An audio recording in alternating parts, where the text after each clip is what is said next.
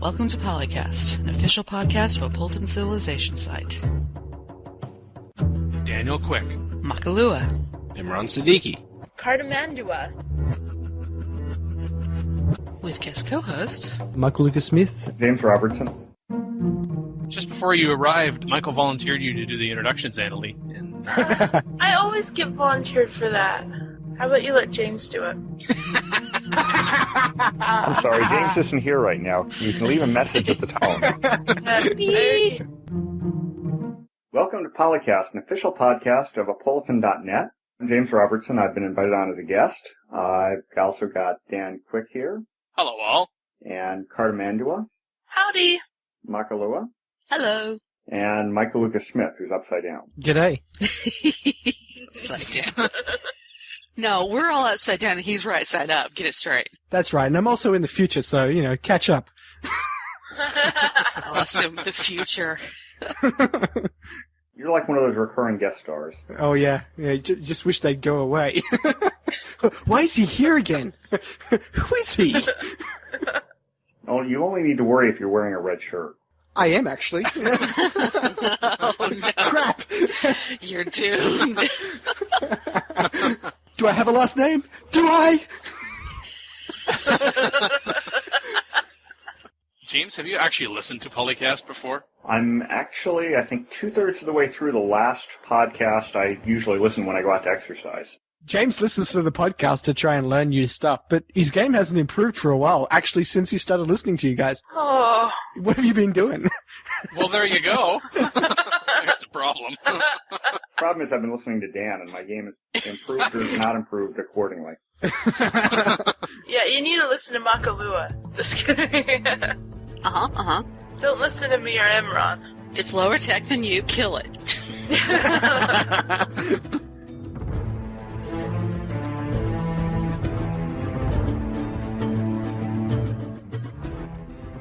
In the news, there's an overview of Sid Meier's work in the game community on Apple's site. In the research lab, we looked at random event religions, corporation victory conditions, and the player wish lists. In Forum Talk, space sabotage is quote-unquote outrageous! In the Senate, we talked about effective ways to counter stupid archer units defending stupid cities. And also about nuclear tactics, when and when not to pretend it's war games. Sorry, that was me doing a sound effect. I just like you. We kind of got that impression today, yeah. Accessing the vault to hear the Christmas special 2007 ladies recount their relatives playing the Civilization series. In Mailbag, we talked about a magazine article published by Cyber Strategy Magazine, where it talks about our PolyCast episodes and DanQ and Associates. Not attorneys at law. Not attorneys at law.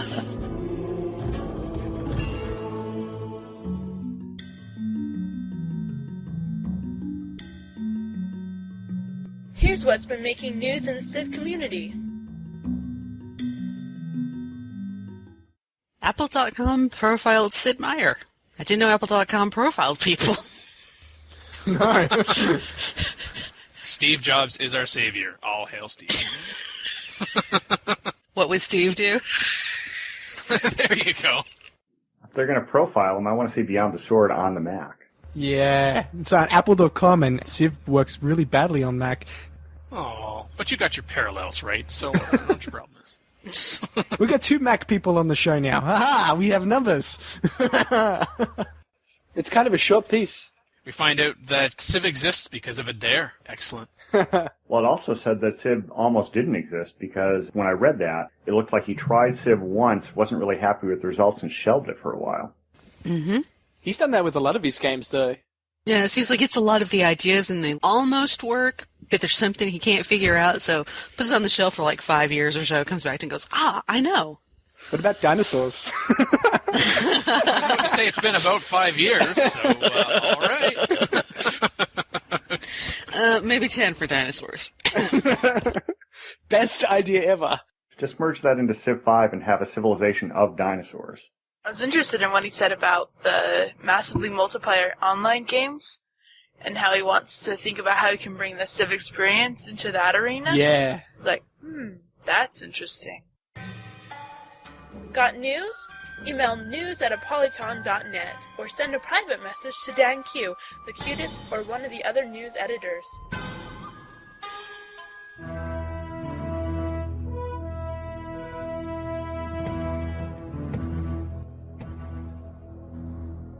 Come on into the research lab where we explore concepts that are not in Civ yet, but maybe in the future.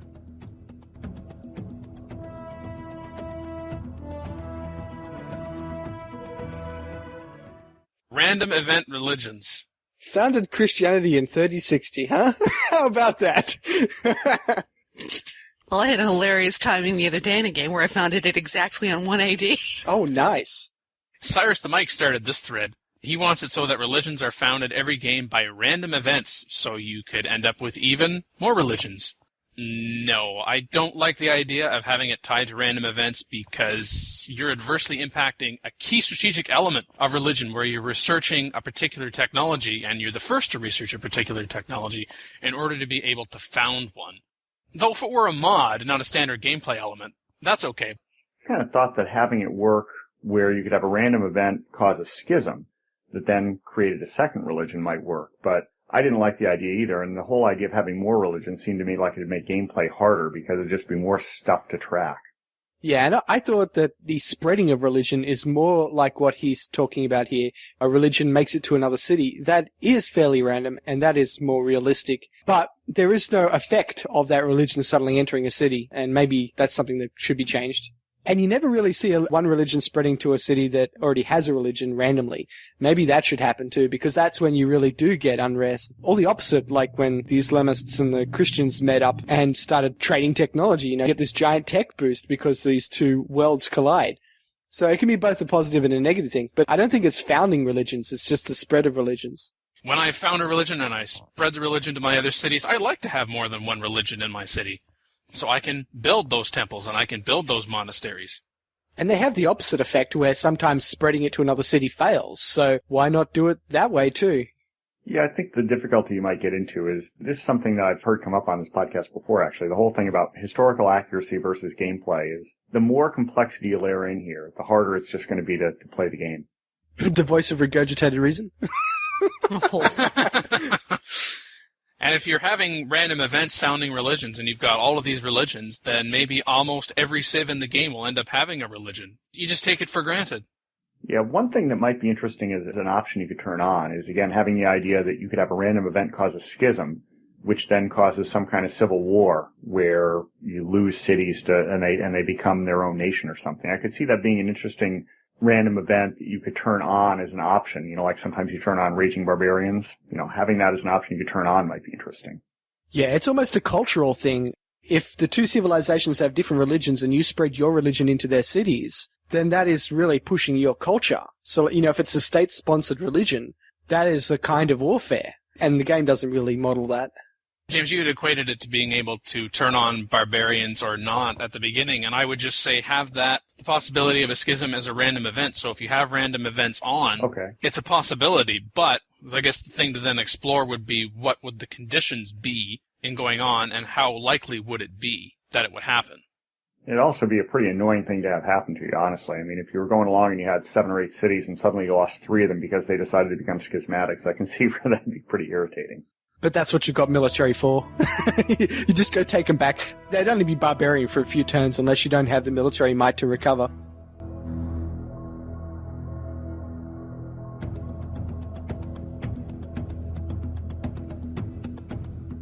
Proposed corporation victory condition by Frenzyfall was also a suggested topic for PolyCast by JKP1187. And you can hear JKP1187 in episode 10 of ModCast, now available. Frenzyfall says there should be some kind of way to win the game through corporations. How about a global corporate takeover? If you spread a corporation founded by you to X% of the world, then you could win the game. Corporations come in late enough, making it a fairly difficult victory condition, unquote. I think it's a fairly bad victory condition as described. I'm open to the possibility of not a corporation victory condition, but an economic victory condition, but needs to be well balanced, so it's not too tasty of a target and not too difficult either. Yeah, I think economic victory makes a lot of sense. If you've got this giant trade network and you're behind on score, but you're friendly with everyone, but people won't vote for you to win it in the UN, then getting a whole bunch of cash and buying the world. It's late enough in the game, though, that this isn't going to come up very often. Certainly most games I play don't even get that far. That's because you win, right? That could be one story, yeah. I think the problem is that if you're playing on a higher difficulty level against the AIs, they make ridiculously large amounts of money out of nowhere, so any economic victory would be way too easy for the AI. And if you tie it to corporations, that's so late in the game. Yeah, I wouldn't tie it to corporations. Tie it to something else. Also, aren't the corporations somewhat unbalanced? From the few games I've played with corporations, it seems to me that some of them are better than others, too. Oh, God, Sid Sushi. That's hilariously unbalanced, but it's great. Yeah, spreading a corporation into a quote-unquote friendly neighboring civ is a way to attack their economy because it just sucks money out of them. Yeah, every time I've done that to you, you've been really irritated. Yeah. Ass. Well, historically, in the extended Civ family, we first find an economic-based victory condition in Alpha Centauri, and that's where if you have enough energy reserves, roughly equivalent to what it would take to mind control all the remaining cities on planet, you can win by cornering the global market. But it takes 20 turns to achieve and can be prevented if during this time the faction's headquarters falls to an enemy. So there, you already have several conditions that have to be met. But I think the economic-based victory condition is going to be tested, practically speaking, on consoles anyway, when Civilization Revolution is released next month in Europe and in July in North America, where you have to collect X number thousand of gold pieces. I believe right now it's 15,000. It was at 20,000, so that could still change.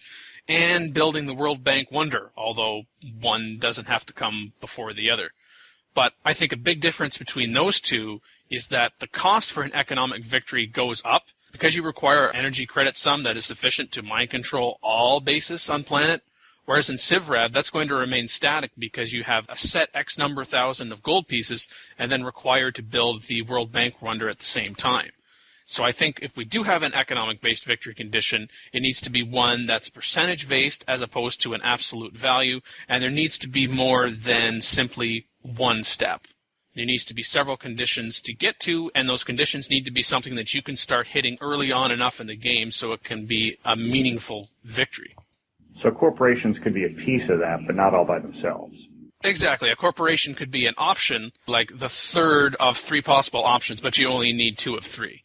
It could be something like you have to have 66% of trade relationships around the world. So, in other words, you have to be really friendly with everyone and trade lots. And corporations could be a way to boost those trading networks. True, but I really think it should be 67%. Well, we could go 66.6 repeating or something like that. I'll meet you halfway. But what? And then the game ends because you've achieved the sign of the beast. Well, you know what? No. Actually, wasn't that supposed to be a transcription error and it's actually 616? Yeah, that's what I thought too. And that's why I could never summon the devil when I was a child. It's because it's the wrong number. What about the spy victory? Someone brings that up again in this thread. Oh yeah, Addled Platypus brings that up. He says, no go for an economic victory, just like a spy victory. Well, there's certainly a more substantial portion of the game that can be impacted by espionage as opposed to corporations. But I don't know about a spy-based victory, though. Spies are already unbalanced. You can use them to win the game in any way you want if you focus entirely on the thief economy. Maybe something that's more generalized, like maybe an espionage-based victory, not spies specifically, like actually dealing with the spy unit, but even then. So basically, if spies helped you get your economic victory or your conquering victory or what other victory, it was technically a spy victory. There you go. But there is something to be said when you get to the point in the game where you can see everything, everywhere. What's the point of continuing? You know, you've got a whole bunch more effort to go to actually win in some manner, but you've won, right? Your score's going to be high already. You've got ridiculously large number of espionage points to given at that point. Yeah, why can't you build some sort of Big Brother AI thing in the modern era and have that be a win condition? I see all that you do. Yes, you over there. Stop that. This is a family-friendly show!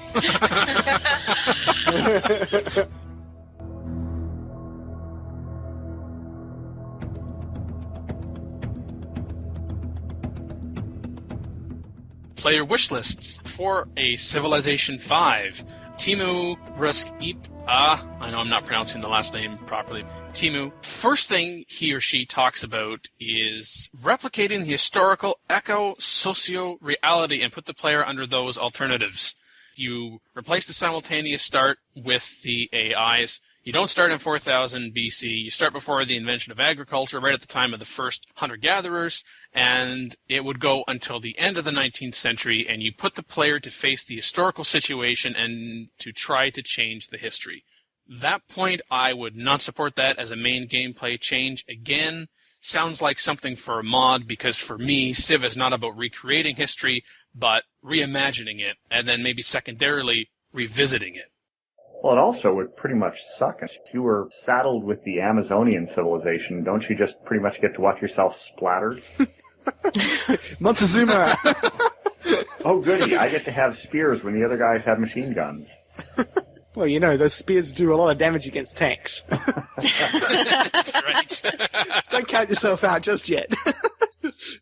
There is a mod I'm forgetting the name of. It does it a little bit in Rise and Fall, but it did it in some other mod where you started out and you had to research things like hunting and gathering and that kind of thing. And, well, every once in a while that was an interesting thing. If you had to do that every game, it would kind of get annoying. Because it's from Civ 1, we're all used to the idea that you are a civilized tribe, not some hunter-gatherers, and you start from there and go on.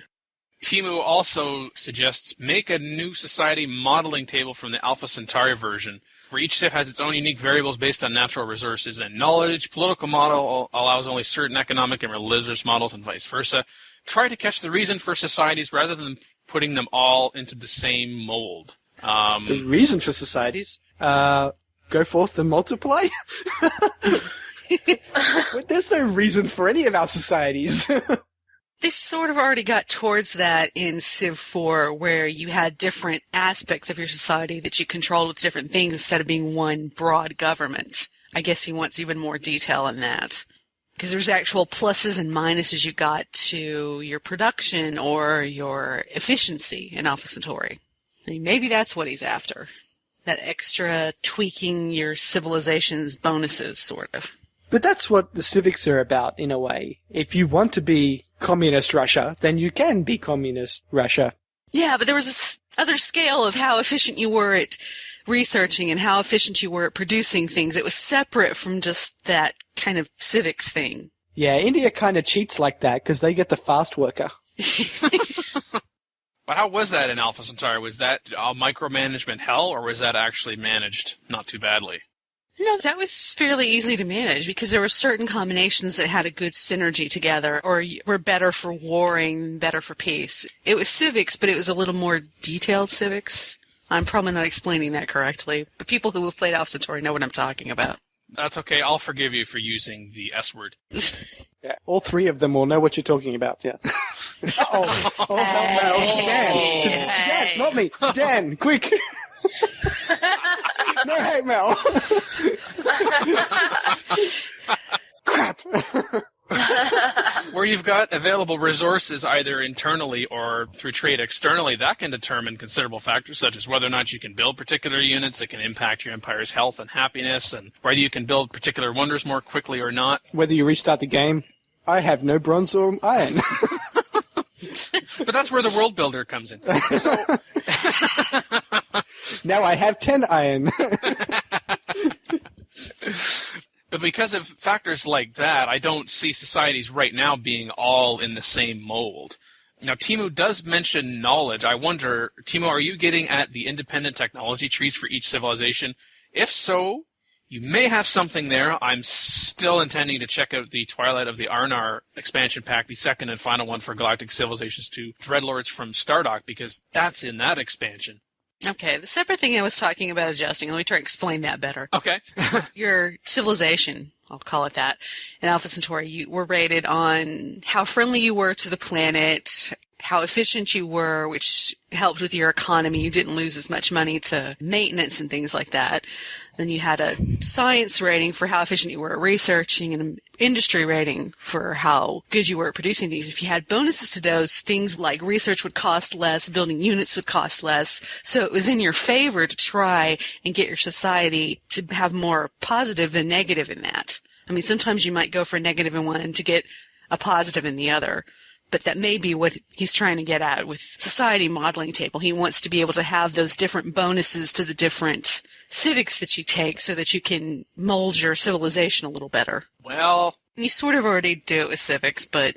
But who can honestly say that a space victory is a real victory if you end up on Alpha Centauri and have to look after the planet like some sort of Earth 2 series or something crap like that? Oh, you don't have to. You can go and bulldoze over it if you want to. Giant worms high on spice will jump out of the ground and eat you if you don't look after the planet. That's why you build really strong units. And you flamethrower them. Wow. Have you been watching some B-grade science fiction movies recently there, Michael? Yeah, maybe. Damn it. Timu's other suggestion, only one city can build units at a time and the units' number depend on the number of cities. No, thank you. Whoa, absolutely not. I'm with the guy Newdog who was commenting in the thread right after that, which is, I had basically a WTF kind of reaction to that. Yeah. If you want that, play the one city challenge kind of thing. And lose. Lose horribly. There's no way you could get a military up like that. Oh yeah, there is one way. What you do is you get the world builder going. I don't even understand the idea. I mean, what is it? Do all your other cities go on strike when one city is building? They're on holidays. It reminds me, if anyone's ever seen Whose Line Is It Anyway, either the British or the US version, and there's a game where someone has to be standing, another person has to be sitting, and the other person has to be leaning. So it's like, only one city can build a unit. Oh, I can't be. Oh, better build a building. Oh, someone else is switched to a building. I can't build that anymore. And the proof is that game never works well.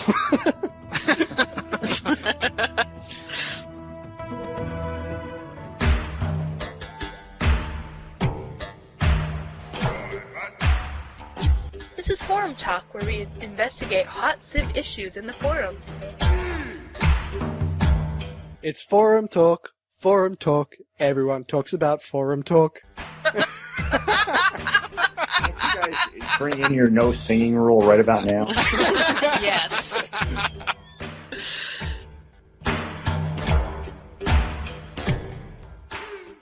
Space sabotage is outrageous. At least that's what they say. Why? See, it's one of those things that when you're doing it to the AI, you have no complaints about it, but when the AI does it to you, then all of a sudden it's not fun. I think his problem is that he doesn't think it's realistic. You know there were spies involved in space race. Come on, the Russians back in the day somehow managed to build their own shuttle thing that looked strangely almost exactly like ours. Yeah, but the Russians were their own worst enemy when it came to the space race. We're our own worst enemy sometimes. Yeah, they lost that entire space command center by using unstable nitrogen fuel. That's not a secret you want to steal. Because this guy played a game where no sooner did I complete the high-end spaceship components and they were destroyed by AI spies. Why do Firaxis have things when it makes such games misery? Is there some way that I can edit this to never happen again? Yeah, take out the space race victory. How about you defend yourself from sabotage? That's not too hard. You build things like security bureaus and the anti-spy stuff. Intelligence agency? I mean, to some extent, that's like deciding, gee, I'm really angry that the AI marched in with 2 swordsmen and took my undefended city. I didn't know I had to build archers. Oh, I hate when that happens. Joke's on them, they could have taken it with 1 swordsman. Idiots. Plinko16, which I may be hearing from the people who do the prices right pretty soon. I don't know if you can use that username or not. Saying that apparently your espionage ratio with whomever is sabotaging you is very poor, so they can keep doing it to you. Figure out who it is by looking at the EP ratios that show up when you mouse over the leader names on the scoreboard. If you know who the perpetrator is, find a city that's not needed for space parts, build some espionage buildings, the intelligence agency, the security bureau. Scotland Yard, don't forget that. Yeah, that too. Put that on your border, and you'll catch all the spies as they try to come in. Well, I'd put Scotland Yard in whatever city already had the greatest espionage generation at that point. Doesn't really help you as much, though. Well, also, if you hate espionage that much, you could just decide not to play Beyond the Sword. There you go. Go back to Warlords. J-Man suggests about spies can detecting other spies. True, place them on the border where the AI has to pass them. According to JKP1187, I think he's right that this only works if the enemy spy ends his turn on the border square in which you've stationed your spies, so the best bet is to station spies in all of your cities. Yeah. Because an enemy spy can sabotage a project from any city in your empire, not just the city building the project or one of the cities building one of the components. You could do the submarine thing, though, and put a spy on every square in your... Is it a yellow submarine? No. We have a rule against that, Dan. Ah, that was humming. Ha ha! We still have a rule against that if you're Dan. Oh. There you go. I haven't answered everything.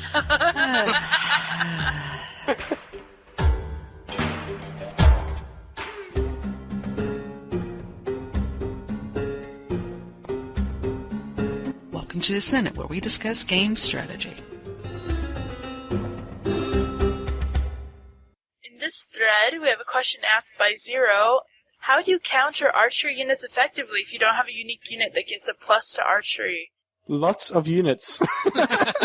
Lots of units. Tanks. Oh, wait. That's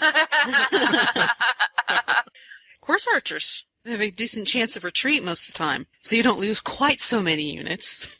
And they can get to where you need to go faster. Mm-hmm. Now, actually, I think this might have been spurred on by the situation where they're trying to build up an army to take a city, and the AI just keeps building archers to defend it, and it's a stalemate. Well, at that point, what you do is you go and attack one of their other cities. And then they stupidly move all their units out of that city to the new city, and then there's only a couple of archers left, and then you can take the city you were trying to take. It's actually a really good way to play it. I've done it a couple times. Like, look, shiny bait over here. Come here, come here. Yep. Then the horse archers come up. Suckers. I guess at that point, if that's their last city, it's their capital, and they're pouring archers into it, just go and destroy every bit of infrastructure they have and end the war. Yep. And you've set them back like 50 turns. You can come back later when you've got better tech and finish them off. Yeah. Yep. Keep them at bay. Pillage, pillage. Have a few of them even set a square or two away from the city, so if they try, for example, I noticed the AI likes, you take 3 or 4 of their cities or what have you, or even one, and it's the middle of a war, and sometimes they'll spend the time building a settler. Oh, yes, all the time. So I'm like, what? Are you serious? Someone thought it was a good strategy. I think people also forget, and I remember it because of the older civs, that you should spread your units out around the city to take up all the squares that the city could be drawing its production from. And that way they can't keep building all these archer units. They've got no hammers. Yeah, you can starve the city down to like 1 or 2 population that way. And then they can't build fast enough, and then you can finally get in. But you're better off just coming back later. Depends. If it's the last city on my continent, yeah, sure, I could come back later. But if I'm about to have to go turn around and attack somebody else or defend myself against somebody else, I need to finish that like now. John C. Nunn suggests any unit with the flanking 2 promotion, immune to first strikes that archers have. Units with City Raider, they have bonus against everything in the city, including archers. And units with cover, this gives a bonus to those units fighting archers. CPI card says, let's talk nukes, which our guest will probably really like. He wants to talk about offensive and defensive tactics on multiplayer games. Well, the best defense is a good offense. And the best offense is a sneak attack, so the best defense is a sneak attack. Lots of nukes. Lots and lots and lots, apparently. You know what? The worst part about nuking is the unrealistic global warming that spreads everywhere after using them. And that's just annoying. Yeah, we talked about that last time. Yeah. And the actual reduced amount of damage the nuclear weapons have, it's very bizarre. But I'm not sure if they covered it in this thread, but the best way to defend against someone with a large nuclear arsenal going to war with you is to stop having large stacks of units, spread them out across your land. So relocate your stack of doom. Yeah, but then if they have an actual army, they can come in and take you, too. Yeah, but I've found that most of the time when somebody nukes me, it's because they don't have an army.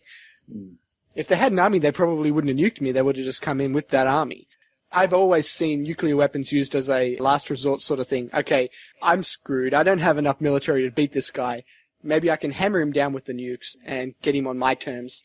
I don't know. I've been known to use nukes just out of sheer spite. Well, that's definitely the primary use. I use it out of pleasure. I get a great amount of joy of nuking somebody I hate. I used to not use nuclear weapons because it would make the whole game freeze up until the animation had finished. But now that it's fast, I don't have a problem. I'm good to see that you have such a highly developed sense of ethics there. It's a game. Yes, this isn't how Michael thinks in real life. Yeah. We assume. You don't work with him.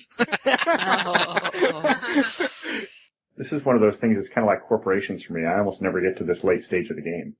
Oh, I actually pushed for nukes once in a game where I didn't have the military might, and the person I was playing with, which wasn't you, James, was a novice. And the terrible scenario happened where I said, if we wipe these people out, we can win with dominant victory. And then I said, don't go to war with them because they have a giant army. However, between the time I said we could win and the time I said don't go to war with them, they went to war with them. And at that point, we were fighting a stalemated war. It was a giant world war, them versus us. And the only way out of it was some sort of technology that could jump that military stalemate, and it was nukes. It turns out that you have to nuke every city in a civilization 2 to 3 times before they'll capitulate from just a nuclear attack and no troops, which is ridiculous. I think in real world, it took 2 nuclear weapons to make a vast military empire surrender. So nuking every single city in a civilization more than once, that's a lot of nukes. And you loved every turn of it. Yeah, it was great. So the game isn't really balanced as a nice, nuclear reaction. There's not enough aghast, there's not enough, oh my god, I've been nuked, and they can keep doing it every 2 turns. There's no reaction like that from the AI. It doesn't take into account your ability to continue to produce and its inability to stop you producing. Yeah, the last time I played a game where I had nukes and I was doing that to try to stop a war, I had dropped, I think it was 3 or 4 nukes on, I can't remember which civ it was. I think it was the Aztecs. And all that happened was that each nuke made them more angry. They wouldn't surrender, they just got angrier. That sounds like the Aztecs. Mm-hmm. Yeah, and so when I was doing it, it was against Russia, and they're a fairly reasonable race normally when it comes to warfare, but yeah, when you're nuking them, the AI doesn't realize the nuclear scenario is a complete loss. If they don't have nuclear technology and you do, and you can produce a nuke every turn, you have to surrender. There's no way you can win.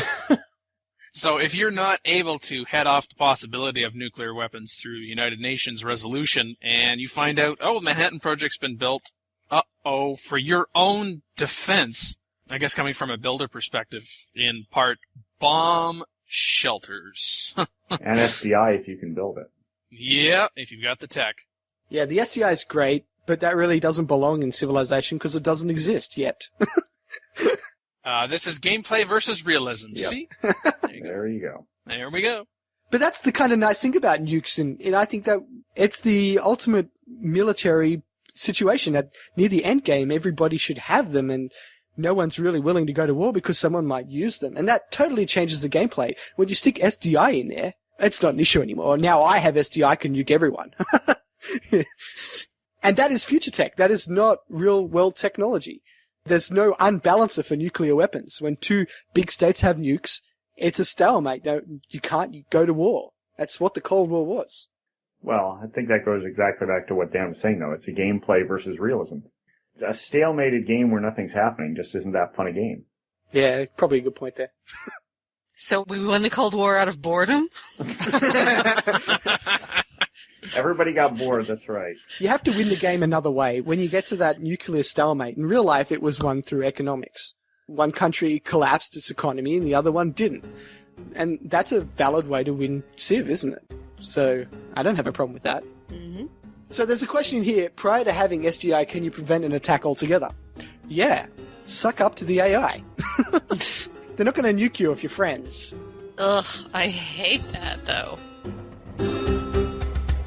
There's a good way for competitive play and to have other people give you advice. That's the Apolyton University.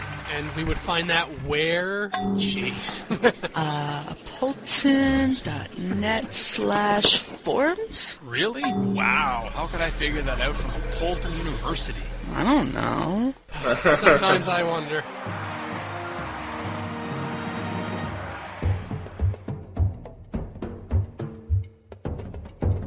This is a vault segment with topics cut from earlier episodes, but I found relevance again later. From the PolyCast Christmas Special 2007 with Makahlua, Cartimandua, Condor 223, and K. Madeline.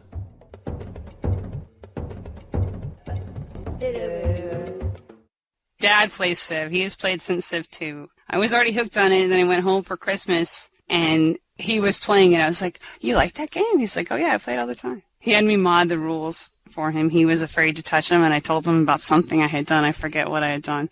So he's like, oh, can you change this for me and that for me? So he had me tweak all these things for him.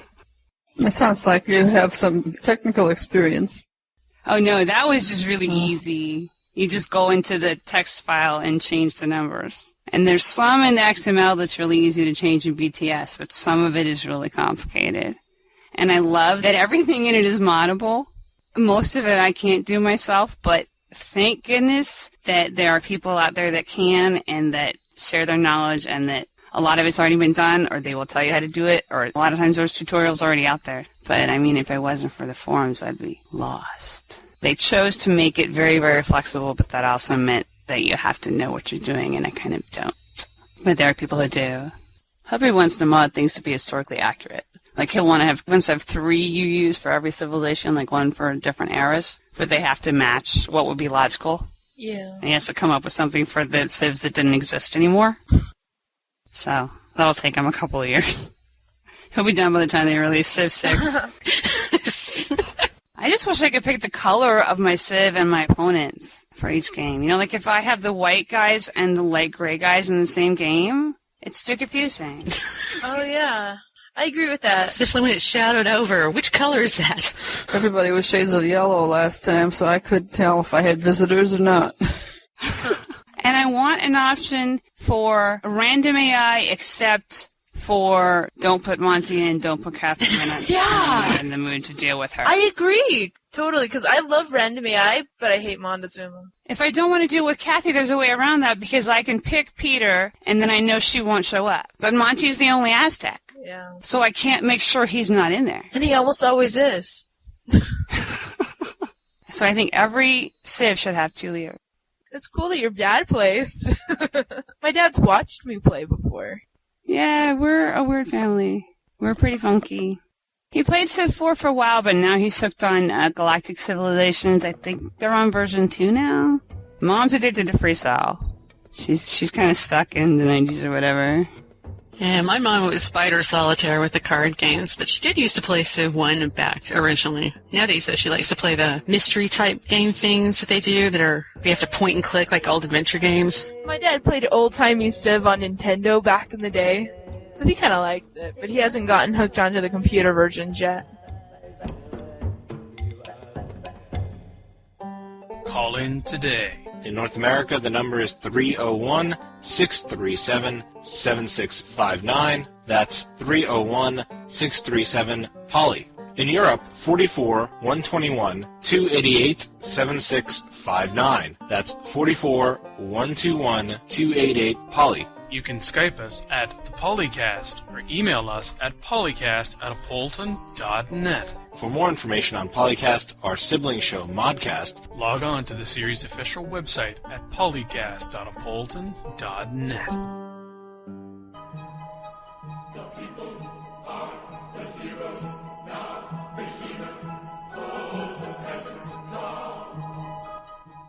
Greetings from the Mailbag, where we address listener questions and comments. Cyber Strategy magazine. I have a copy of a special they did, specifically dedicated to Civilization 4. The magazine is in French, 82 pages, published last fall, and it does talk about Apolyton, and Civ fanatics, and not only that, but it actually talks about PolyCast. So the first In a known magazine. mention of PolyCast in print. Wait, did they say something nice? Yeah, that's the other question. Was it nice, or what the crap is this? No, it was nice. So what I did is I typed in what they've written, and of course it's never a perfect translation, but you get kind of a general idea. So I'm just going to read it as the translation is. Heir to a long series of programs on radio devoted to civilization by DanQ, PolyCast is a podcast in English which offers 2 shows per week. Animated by DanQ and Associates, he concentrates on the news, has policy debates, and dialogues with various personalities of Civ such as John Schaefer, Derek Paxton, and Barry Cottle. DanQ and Associates? Sounds like a law firm. Apparently. Miss. That's just what I was thinking. When did I join a law firm? Wait. Well, I'm a guest, so apparently I'm happy not to be an associate. I'm worried about being associated now. Actually, I got some feedback for you. I think this podcast is great, and it's a real credit to the community. Aww. I got your feedback right here. Whoa! He did talk about sucking up to the AI earlier, so he's just practicing. Oh. I've got some banana. Oh. How did I know that was going to be the next thing?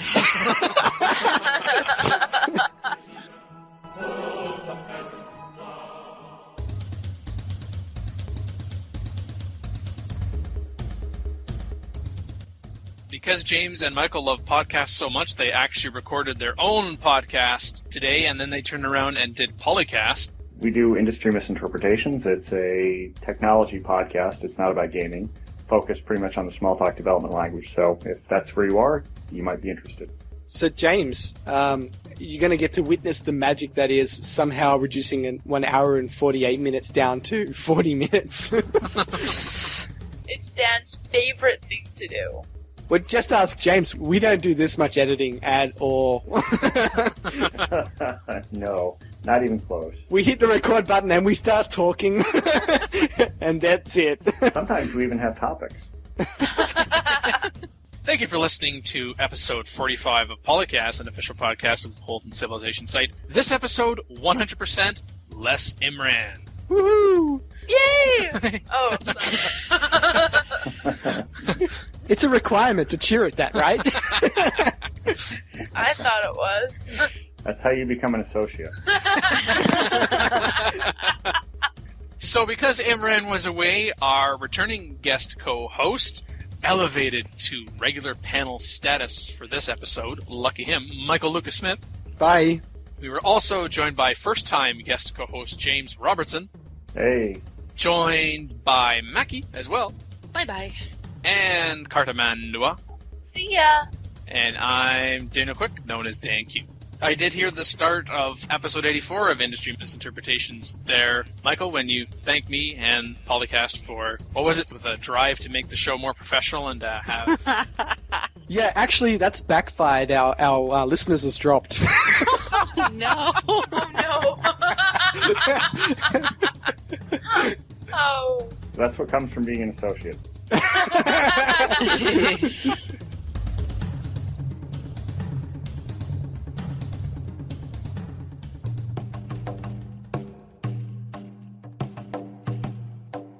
I am not on Skype right now.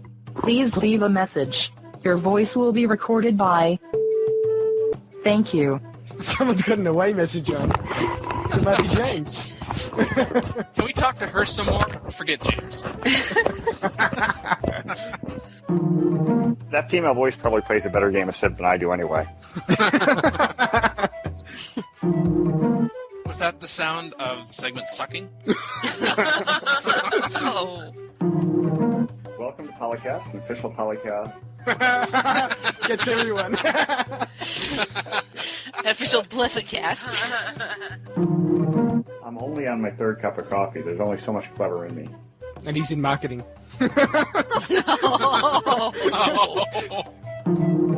Who was that I read that was that like talked about on PolyCast. Maybe I'm just reciting things I've heard on PolyCast now. That's really great.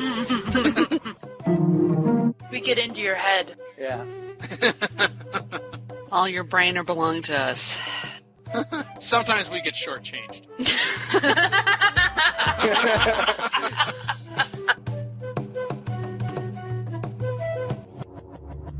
Record date May 24th, 2008.